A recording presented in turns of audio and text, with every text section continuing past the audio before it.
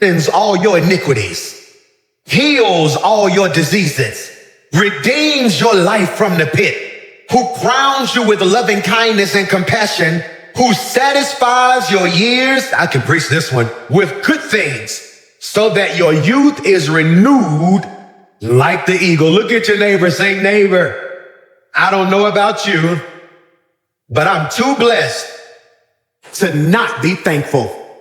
You may be seated. I want to talk about too blessed to not be thankful. And the church said, sometimes we're waiting on God to give us something new. And then sometimes when God is waiting on us to notice when he already gave us a blessing. Thankfulness is not for people who have everything, but rather thankfulness is for people who recognize anything. And I came to park and submit and suggest to you this morning that you are too blessed not to be thankful. That when I look back over my life and think things over, at 40, I can share the sentiments of the songwriter. All of my good days outweigh my bad days.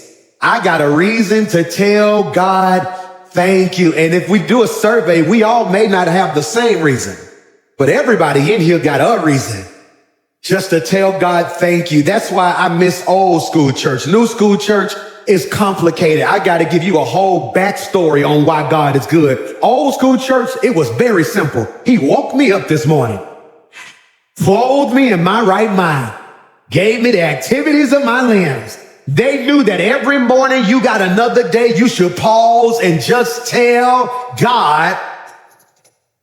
And that's why I love Thanksgiving, because Thanksgiving is one of my favorite holidays, because it makes even the most selfish person at least say the word thanks. I want to talk about gratitude, and I want you to take really, really good notes. Put this in your notes. Gratitude isn't a reaction to blessings. Gratitude is the recognition of blessings. Gratitude isn't a reaction to blessings. Gratitude is the recognition of blessing. Most people think that I get the blessing, then I feel grateful. I get the blessing, then I feel grateful. But that makes gratitude a response to what you receive. Biblically, you might want to write this. Gratitude is a response to what you recognize. Gratitude isn't a response to what you receive. It's a response to what you recognize. If gratitude is only a reaction, then I only thank God when something big happens. If gratitude is only a reaction, then I only feel blessed when something new shows up. If gratitude is only a reaction, then the only time I worship is when I feel like I'm winning. But if gratitude is a recognition, it means I realize I'm blessed while I'm still in process. And I don't know who I'm preaching to, but there are two types of people sitting on your road. Some of y'all need something to happen in order for you to be grateful. But for some of us, I don't need nothing new to happen. I'm still trying to catch up with what has all. I wish I had 3 praisers at the first service who can just think back on how good God's been to you and say, here it is. If he don't do nothing else, he has already done enough. That's why I like this service a little bit more than all the other services, because at the other services, we have to pump them and pry them. And it's almost like a pep rally. Lift your hands, clap your hands, tell God thank you. But when you get up at 8 in the morning, you brought everything, but one thing you didn't leave at home is your praise. And I wish I had 7 people who can say, God, before I praise you for what you're about to do, I'm going to take some time and praise you for what you've already done. He's already made a way out of no way, already blessed me, already covered my family, already held me together. You ought to just touch 5 people and shout, I got a reason.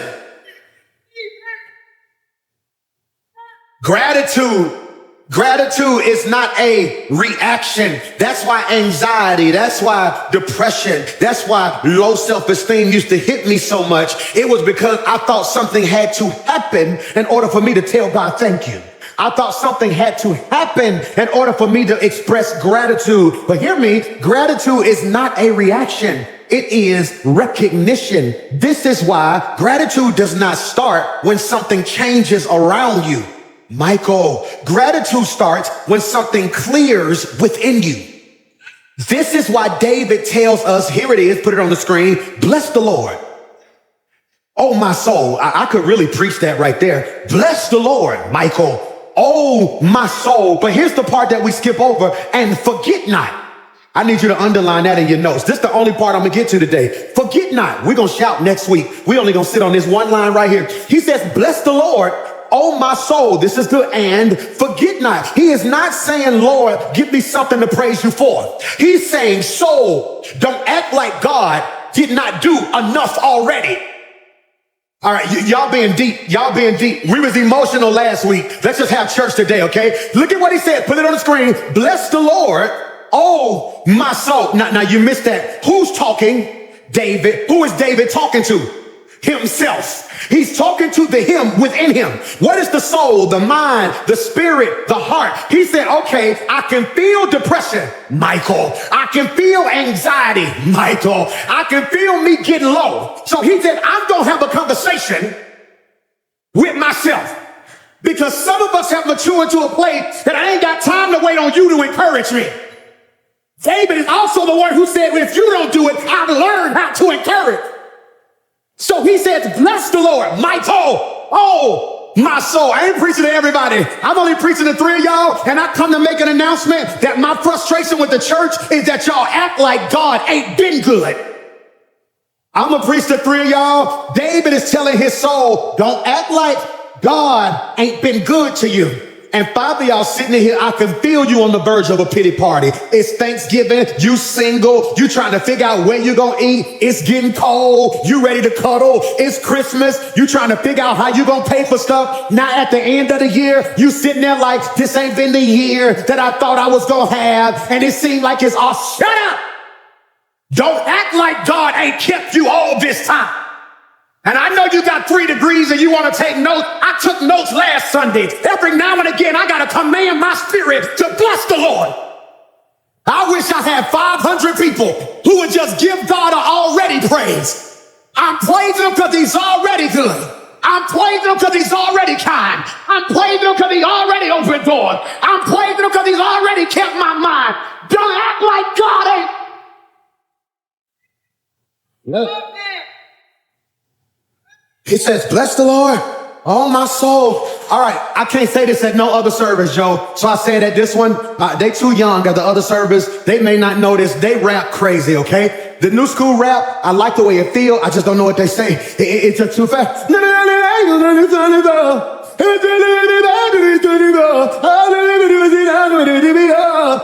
it feels good. It's a vibe. I just don't know what they're saying. Old school rap, you knew what they were saying. They would say, don't push me because I'm close to the edge. I'm trying not to lose. Then he was psycho. See, you knew what he was talking about. See, LL Cool J, to me, rapped Psalms 103. The LL Cool J, after he had been gone for a while, and people were saying he wasn't who he was, he said, y'all must have forgot. Y'all don't hear what I'm talking about. And 3 of y'all gonna leave here today with a new pep in your step because you're gonna have a conversation, Michael, with yourself. That's why y'all be trying to figure out, why do he be saying his own name when he be preaching? Somebody stopped me in the last city. Why you be saying your name like that? I said, because I was in a pandemic and I didn't have a church.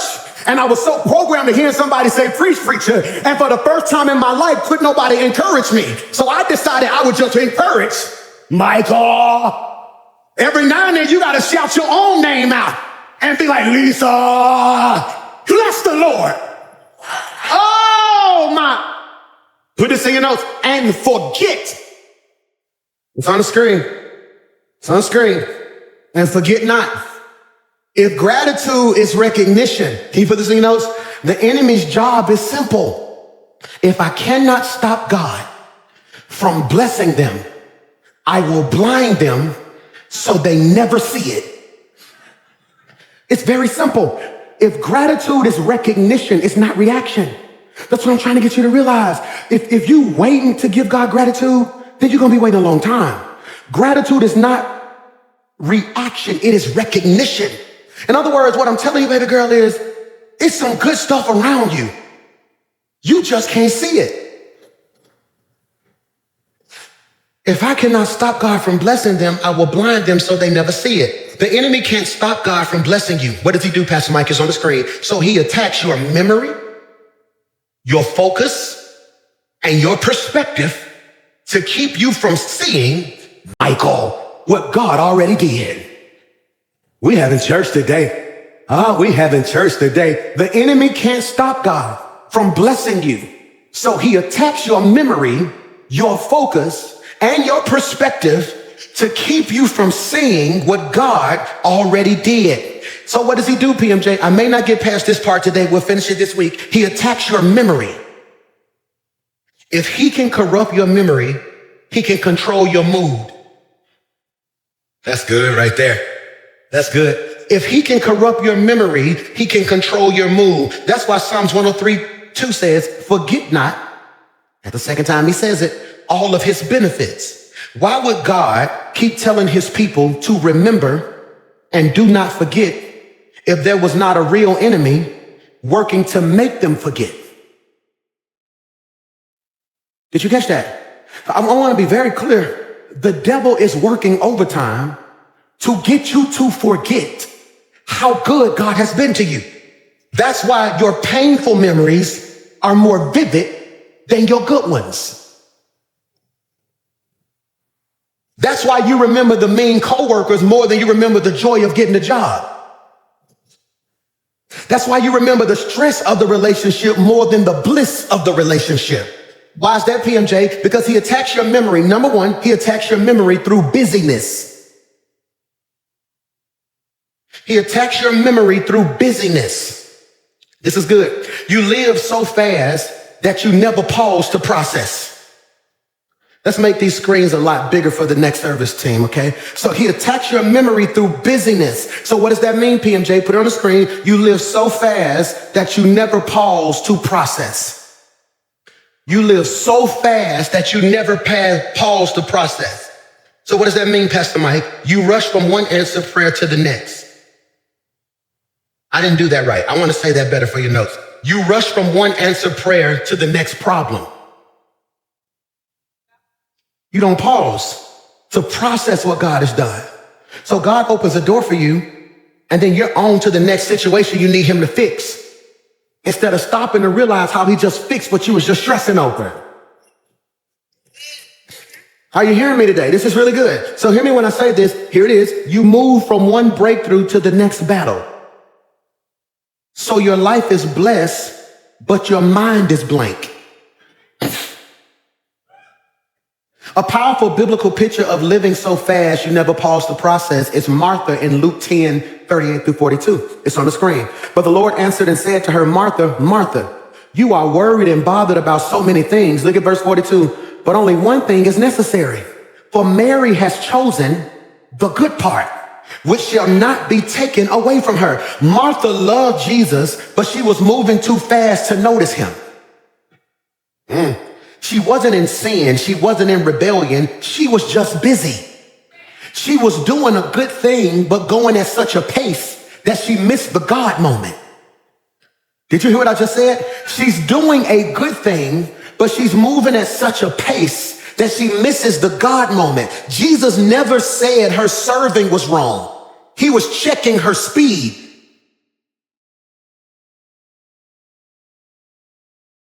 Jesus never said her serving was wrong. He was checking her speed. I'm going to say this, and 3 of y'all going to receive it if you hear me in the spirit. Your problem ain't what you're doing. It's how fast you're moving. I don't think you heard what I just said. Your problem isn't what you're doing. It's how fast you're moving. See, Martha represents people who, put this in your notes, pour out so much. Pour out so much that they never get poured into. Let's put all of those on a separate slide next service, okay? So Martha represents people who pour out so much that they never get poured into. That can preach the 3 of y'all. My sermon almost over. I got baptism today. I can't preach the whole sermon because the 2 other services won't get it, so I got to keep everybody on the same curriculum schedule, okay? So Martha represents people who pour out so much, but they never get poured into. I used to feel like it was a badge of honor that I did all of the pouring until I realized I was empty. I'm gonna say this again. I'm gonna say this again. Whoever went and bought some juice from the store and the juice hit. Anybody? I'm talking about the juice hit. All right, the juice hit. All right, I'm gonna take y'all way back, okay? All right, the juice ain't hit if you had to screw the top off. I'm talking about that juice where you had to open it like a milk carton. The millennials don't know what I'm talking about. Who know what I'm talking about? You open it like a milk carton, then you make that little triangle, then you went like this, and then you had to close that thing back, and the red juice you can kind of see it all over the little white carton thing, and you put that thing back in the refrigerator. See, I ain't talking about y'all new school juice. See, because y'all new school juice come in clear bottles. All right, now see, there are two types of people. Some of y'all are clear bottle people. Some of y'all are old carton people. See, the clear bottle people, everybody around you can tell you're running low because you tell them and show them everything. Some of us are so guarded that people don't know we empty till they try to come get something else from us. And what do people do with empty cartons? They throw them away. So you end up frustrated because you're like, I poured myself out for you. And now that I ain't got nothing else to give you, you just gonna discard me when God has said, I am sending people who can replenish your spirit. Am I preaching to anybody? Martha represents people who pour out so much that they never get poured into. Next slide, okay? Watch this. Martha represents people who carry responsibilities without giving themselves recovery.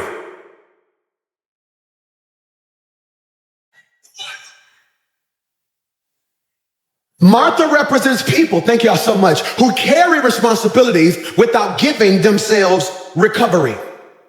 I'm gonna say this. I wish I had time to unpack all this, okay? I am so proud of you for how much you carry.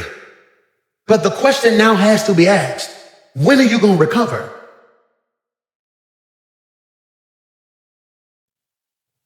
I thought Mason tore his knee up this time last year in February. We thought he tore his knee up. We had a 7-on-7 camp, and he's running, and every parent know their child. You done seen your child play enough that he was running, boom, he missed the ball. All of a sudden he went, and I never forget, he just did this. All he did was this right here. I saw him lip a little bit. I kept seeing him shake. I said, hey, I yelled on him, hey, come here. I said, come here. Like, what's wrong? No, he tried to wave me out. I'm like, no, come here. I said, what's wrong? He's like, nothing, just feel a little weird. I said, look me in my eyes. We're not gonna play this game. Don't lie to me. I'm the only person in the world gonna protect you. Are you hurt? He's like, something don't feel right. I said, go sit down. Boom. All right, boom. So then we leave, and I can see the eyes watering. All right? I done been through this so much. I just asked him one question. Did you hear pop? I didn't hear pop, Dad. I said, did you hear pop? No. Okay, boom. All right, let's go home. It's hurting. We icing it. We giving them pain medicine. It never swells. That's a good sign. I'm like, okay, boom. I called Dr. AG. I said, we need to come see you ASAP, man. Something going on. It's my baby. But when we get there, Mason had something called runner's knee. Okay, Pastor Mike, what's runner's knee? He had been playing, he would train 3 days a week, practice 3 days a week. Then when we get to the tournament, he's doing offense, defense, nonstop. He had worked that knee so much, it was just extremely sore. He said, does he recover? I said, when we come home, he rests. He said, no. He said, I want you to buy this right here, put his legs in this after every practice. He need to recover. Do he do ice baths? He said, you do know LeBron spent $1 million a year on recovery. And it made me think about the same way he was overworking his knee. Are you overworking your peace? Are you overworking your patience? You are now having to use your gifts in stuff that you shouldn't have even been in. So by the time a real battle show up, you ain't even got enough energy to do what God called you because you're doing what you want to. I don't think you heard what I just said. You don't have enough energy to do what God told you because you're always busy doing what you want to. Y'all didn't hear what I said? You so busy doing what you want to that by the time it's time to do what God called you, you feel like you ain't got no more want to. So you spend all your energy in conversations you shouldn't be in. You spend all your energy running to the aid of people who are going to be in the same place next year. You spend all your energy prophesying to people who won't even receive the gift. You spend all your energy interceding for people who could actually pray for themselves. So when now God calls you into ministry, you ain't got nothing left because you've been busy. Martha represents people who work for God without sitting with God.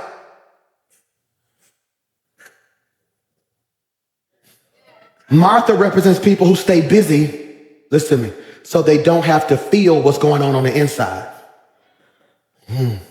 Sometimes staying in motion becomes a coping mechanism. This is good. This is really good. Let's define coping mechanism, then I'm gonna give you my definition. The definition of coping mechanism is the habits, behaviors, or thought patterns we use to deal with stress, pain, disappointment, or pressure. Take really good notes. I'm gonna have 2 more pages.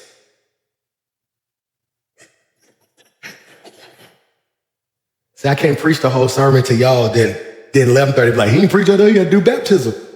So everybody gotta get a half a sermon today. No, but this is really good. What's a coping mechanism? Look at this. It is the habits, behaviors, or thought patterns we use to deal with stress, pain, disappointment, pressure. And it's not always toxic. Sometimes they're healthy, sometimes they're harmful. Pastor Mike, what's the coping mechanism you have in your life, honestly, when stuff gets stressful? I play PlayStation. I know that sounds so funny, but every time I've ever needed to hear God, I was playing the game. I cut the volume down. It's like my family even know. I get on the game, I just play, no music, I don't even hear the sound. I just start playing. And it's almost like clockwork. It's like my brain shut off and I just start hearing stuff. What's another coping mechanism that's not harmful? I like going to water. You know, I go to Gulf Shore somewhere and we just get on that water, we just sit there and I get to thinking. What's another coping mechanism you have that might be harmful? I eat.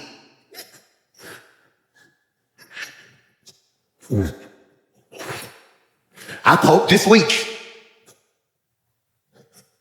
I found a place. I had a lot of stress on me and messed around, and the devil out of nowhere, DoorDash just sent like a thank you.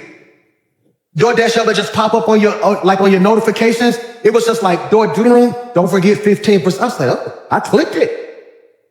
And it was some type of whiskey burger place. I think that's the name of it, Big Whiskey. And they had like a goddamn chili cheese jalapeno hot dog. Y'all ain't seen that yet? They had like a jalapeno hot dog with a special sauce on it. And I sat there, I was like, you know all the stress I'm under? That must have been God that made me. I ordered 2 of them things with some chili cheese fries. That's what I did when I got there. Then I go on TikTok and I see the lady eating So I took the chili cheese fries, put that on top of the hot dog. I switched it together. I started coping. Now let me show you what's funny. Yours may be weed.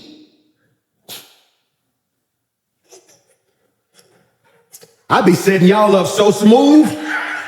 Y'all be like, ha, ha, ha. Yours may be, I need to get a drink. Yours may be, I'm gonna go buy me something, knowing you got bills. See, they're all harmful. Yeah. See, diabetes gonna get me if I don't stop. Weed is illegal. Alcohol, you can become drunk. You wasting your money to feel better when you know you got bills. We all use different things to cope. Either way, they're what we run to when life get heavy. So what's PMJ's definition? A coping mechanism is the strategy our soul adopts to survive a season it was never meant to live in permanently. That's heavy. That's heavy. A coping mechanism is the strategy our soul adopts to survive a season it was never meant to live in permanently. It's the bridge we build to get through a moment of pain, but it becomes a burden when we make it a lifestyle. You want to know the most harmless coping mechanism I have that can become harmful? My kids. When I get low, I just love being around. Like, I can't explain the joy. I wouldn't want to do anything else in the world. Riding 3.5 hours with Mason in the van, and we go into school and he's just in there sleep. I just watched him sleep. I had fun just watching him sleep. Just watching this big old boy. I start going through my phone like, how did this little dude become this big old boy? And you just start going through your phones and going through different things like that, and you're looking at stuff. So then we get there, and I record everything. And he get out the van and we walk in, and then we get there, he just walking around like, man, we looking at the college stuff, and we get to the football thing and we get to the line. And so now I'm teaching him how to be independent. I said, when we get to that table, I'm not talking. You got to talk. They're going to ask you. You stand there. You do so-and-so. I'm going to stand over here. You tell me where I'm going. Hey, Mason McClure. Got my father with me. Got Kawan Mitchell with me. So-and-so, so-and-so. We get our little name back. I'm just watching. And then we get on the game. See, me and like all my kids, we got different. Like, me and Mace, we get on that game. Me and Mike, we talk bowling. Me and Xander just trip out. We went to a football game Friday. Just me and Xander just watching the game. See, that's harmless. It becomes harmful when now I override their world so I can feel good. When you in their relationship too much because you're scared you're going to lose them. What am I trying to show you? Anything that's harmless, if overdone, can be harm. So what am I trying to get you to realize? PMJ's definition, a coping mechanism is the strategy our soul adopts to survive a season it was never meant to live in permanently. Coping mechanisms don't always scream sin. Sometimes they whisper substitution. So technically I'm on that game, and being on my game ain't a sin, but I am subconsciously substituting prayer for the game. The game for prayer. See, it's substitution. So what really happens is I'm unsure. So what I probably should do is go to God in prayer. But so I substitute a spiritual thing for a natural thing. So hear me when I say this. They give relief. What's the problem, PMJ? You might want to write this. But they never deliver restoration. If we don't heal what hurt us, we will normalize what numbed us. Do I need to say that again? If we don't heal what hurt us, we will normalize what numbed us. Here's a word for someone. Put this in your notes. It's very deep. Slow down. Slow down. Slow down. I took those 8-9 weeks off of church, off of life, really. I want to slow down. My baby's healthy. I said, you know what? God, I'm going to practice it before I preach it. I said, I'm going to slow down. What if you lose money? I'm going to slow down. God will restore it. What if you ain't hot by the time you get back? God will restore it. What if ain't no members left? God will restore it. I'm not going to make y'all my coping method. So what does slowing down mean, Pastor Mike? Put this in your notes. Slowing down means refusing to live at a pace that constantly outruns your peace. Slowing down means I refuse to live at a pace that constantly outruns my peace. Jill, I had to fix that. I was always on to the next Goliath.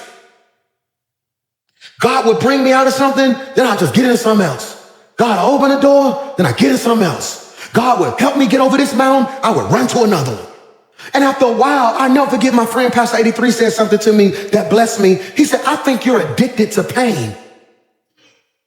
He said it joking. He's like, I think you're addicted to pain. I said, what you mean? He said, every time I talk to you, it's like you trying to fight something else. He was like, you'll call me and be like, boy, you ain't gonna guess this. We just got to church. And I'll be like, oh, then you'll call me back 3 days later. I'm gonna fix all of it in 5 months. Watch what God do. And I'll be like, bruh, just sit still and just be grateful he got it. Then I call him again. I'm finna change the world in 36 days. Watch this.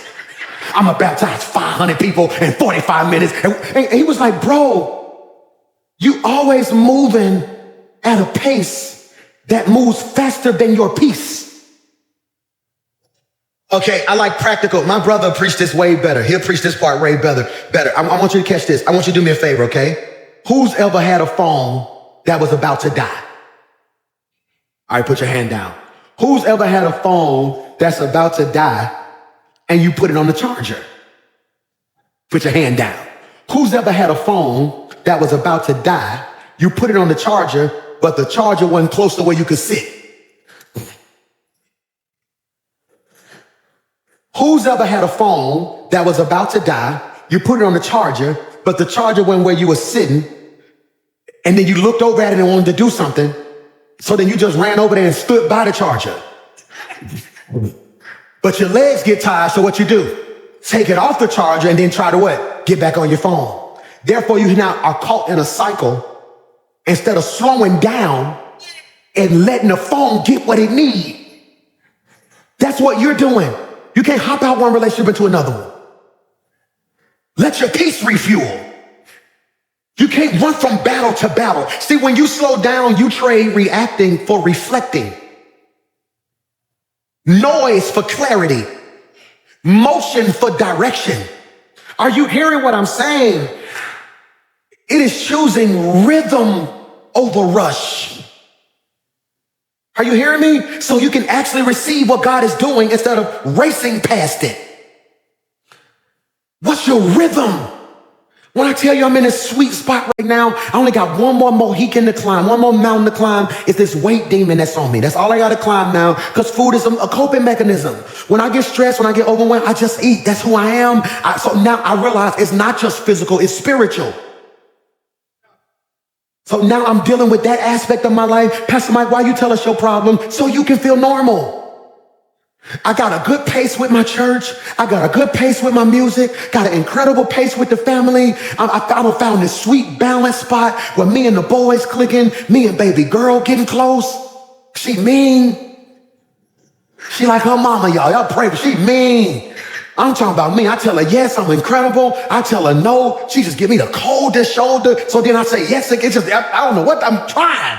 I'm just catching this rhythm. You got me? I'm in a good rhythm now where on wins, I don't get too high.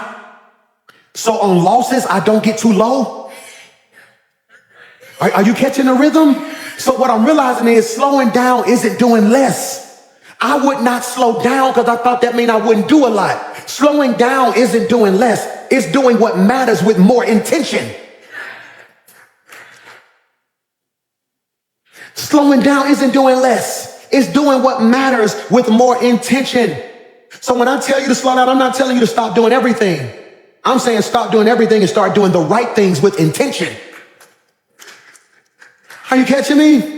Are you catching me? I had to put somebody good over that school. That school's a distraction for me. That's not a passion of mine. You got me? I feel called to it, but it's not a personal passion.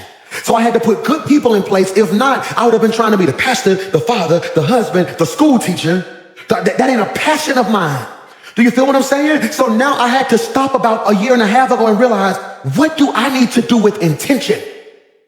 Huh? Are you catching that? I don't need to sit in staff all day talking about what's going to be on the screen and what this going to look like and what the video. No. I need to trust y'all to do that. We're going to lock in on this word. We're going to make the word the best it's ever been. So now instead of picking, I don't know what they singing for real on song list. I used to sit in every staff meeting, pick every song, pick every transition, who was going to lead it, what they was going to wear. Sundays were that deep to me. Then I hit a sweet spot where I said, no. I'm going to trust y'all to do that part. Because if I lock in on this word, then I can be the best God wants me to be in my area. What I'm telling you is you may offend some people over the next 3 weeks, but you need to stop being everything to everyone and start being the right thing to the right ones. Am I saying anything that can help you? So what does that look like? I gotta go. Spiritually slowing down looks like breathing room for God to speak. Spiritually slowing down is just finding room for God to speak. I need to find room. What day is your day where you cut that phone and I need God to speak? Do not disturb. You know what? One thing I'm going to do is on my Tuesdays, my commute to work and from work, no phone, no music. See, don't be deep. Well, I'm going to take me 3 days. No, you ain't got time to do it. You got kids, you got life, you got bills. Let's not play. Y'all always want to be spiritual when it's, no, don't be, you ain't that spiritual. Let's not play that game. No, so what I'm telling you now is, you know what I'm going to do? I'm going to get up at 5:30 on this day. Instead of starting at 6:30, I'm going to get up an hour early, just walk around the house, play worship music. I'm going to try to find room for God to breathe and speak. Number 2, what is it? Emotionally slowing down looks like giving yourself space to feel and heal. I'm going to say this so it can free some of y'all. It's some stuff that happened this year that hurt my feelings. Is that weak to admit? Who feelings get hurt? Who feelings get hurt by grown people you helping, then you almost feel weak to express that they hurt you. That don't stop knowing that all my teenagers know we be 50. Hurt feelings. Like, I done raised this child, did all this stuff, and they gonna talk to me like that? They done lost their mind. No, so what I'm doing in this latter part of the year, after Thanksgiving, I'm gonna take this little pause, not from church, but from a lot of life. So right now, the song I'm trying to have out by January, we're at the part of mix and mastering that, the plan for the first quarter, where I want the staff to be, where I want the church to be. I'm trying to have all that wrapped the week after Thanksgiving. So when December hits, I need a couple days to feel.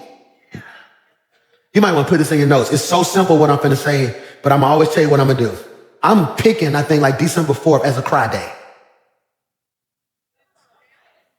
That's real. Like December 4th. I'm fluctuating between December 4th and December 6th. I'm going to pick a day where I probably don't even need to say this publicly in church. I'm going to just say it. I'm picking a talk stuff day.